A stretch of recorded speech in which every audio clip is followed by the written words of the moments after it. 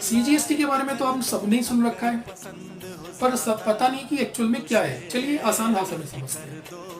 अगर आप किसी स्टेट में रहते हैं और उसी स्टेट से अगर कुछ सामान खरीदते हैं तो उसके ऊपर दो टैक्स लगते हैं, सीजीएसटी और एसजीएसटी। चलो एग्जांपल के तौर पर समझ लेते हैं, अगर आप दिल्ली में रहते हैं और दिल्ली से कोई फ़ोन खरीद रहे हैं, मान लीजिए उसकी कीमत 1000 रुपये, उस जब आप बिल लेंगे तो उसके ऊपर दो टैक्स लगे मिलेंगे, एक सीजीएसटी और एक एसजीएसटी।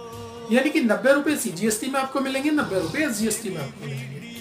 तो ये जो दो पार्ट में जो टैक्स का डिवीजन हो गया है, उस टैक्स के डिवीजन का मतलब है कि जो सीजीएसटी का पार्ट है वो पार्ट यानी कि 90 रुपीज आपके केंद्र सरकार को सीधे सीधे उस व्यक्ति के द्वारा जहां से आपने सामान खरीदा है, जब वो रिटर्न फाइल करेगा तो सीधे सीधे केंद्र सरकार के खाते में चला जाएगा। तो अब आपको समझ आए ना सीजीएसटी का क्या मतलब होता है? एक तरीके का टैक्स जो सरकार, केंद्र सरकार वसूलती है।